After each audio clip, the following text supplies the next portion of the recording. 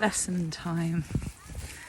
Our girl, I think she's 10 months. She's still growing. But she's young. She's a pup. But so she wants to do five times the amount of thing that the others want to do. So it's a lovely evening, isn't it? Sunflowers.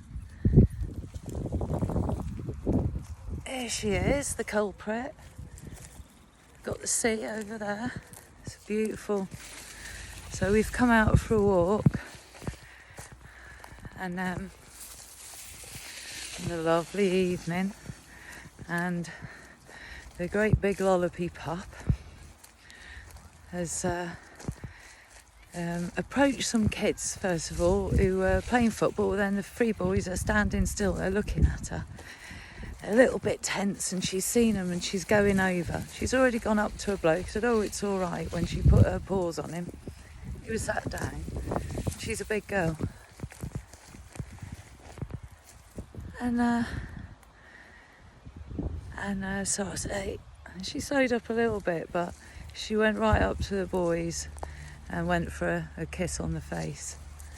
And I've already shouted by that point, she's a big, stupid puppy, she is. So the boys understand this is a dog that doesn't know what it is doing. So they naturally turn their bodies away and then stand still, straight and confident. She doesn't do it again. In fact, they start laughing, and one of them's trying to get her to do it, and I said, she mustn't do it. Anyway, then we move on. We see two white terriers, very tense, on the end of two leads that are stuck together. So a lady has got one lead, and she's got big earphones on.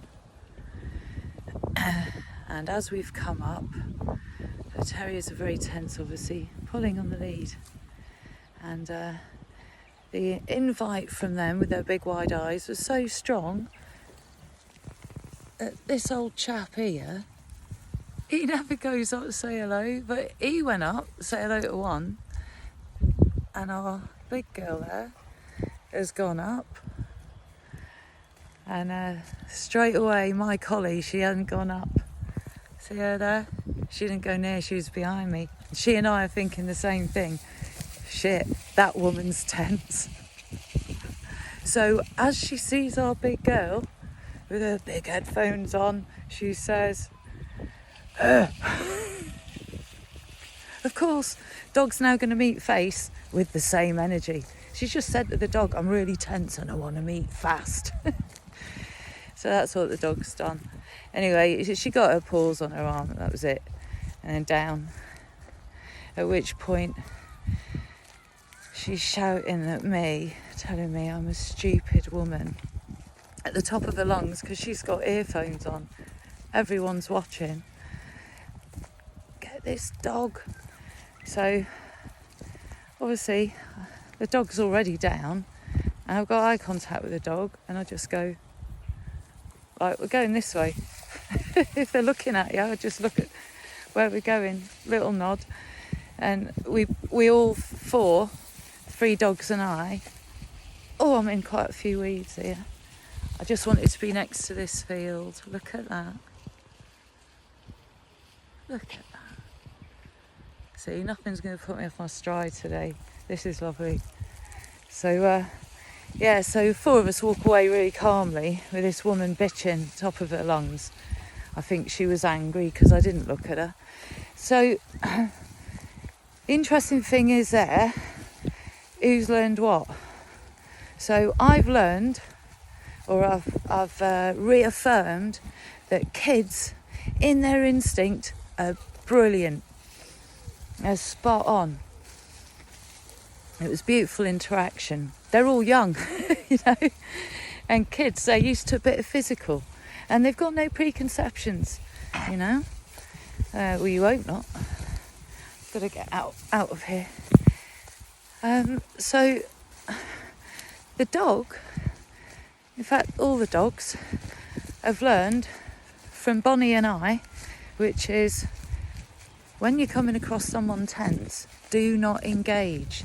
They've got issues, right? The best thing you can do for them is to not mirror those issues back, because it reaffirms their issues to them, and it kind of invigorates the whole thing for them. So you have to walk away. You have to be silent. You have to walk away. You know, for the dogs, if there's a drama, you've got to close mouth, walk away. Yeah. So that's what we did. 4 of us. Right, gone. No drama. We go and have a sit down in a lovely field. Let the heart rate go down a bit for me. So dogs are learning and relearning, re-establishing what we call avoidance. You don't walk into difficult energy. Bonnie and I could feel that from a distance. Ollie, I think what he was doing was keeping her company, because she went first. Ollie's the older dog, the whippet. He never goes up to me. He's not that interested, you know. He just wants to trot along, have a sniff. You know, he just wants to do that. That's all he does. Now and then he'll have a sprint on a nice flat field. So he already had that earlier. So yeah, he didn't need a sprint. He didn't have a sprint. He just went up to me, and I thought, wow, he likes that dog, huh? So I think he was going because he was going with the other one. He was helping her there because he knew she was going in for a problem. So the dog was doing what I'm teaching her to get out of the jumping. If she was a 10-month chihuahua, we wouldn't have this issue, because no one would care. She can't hurt you, but she got big paws. She goes up with her paws. That's no good. So we're dealing with that. You know, that's what we're doing. So that was actually really good for her, because the woman wanted to fight her. She started waving her arms about, shouting. You know, the dog was down and just like, whoa. Which is why the dog looked at me and I'm like, well, we're out of here, come on. So she learned something. What did that woman learn? I don't know. I don't know where to start with her. So I'm going to stop. I don't know. My shoelace is undone, so I'm just going to do my shoelace on and finish enjoying our walk. But I just wanted to share a scenario, do you know what I mean? Every day, if you learn something, you're a little bit wiser, yeah?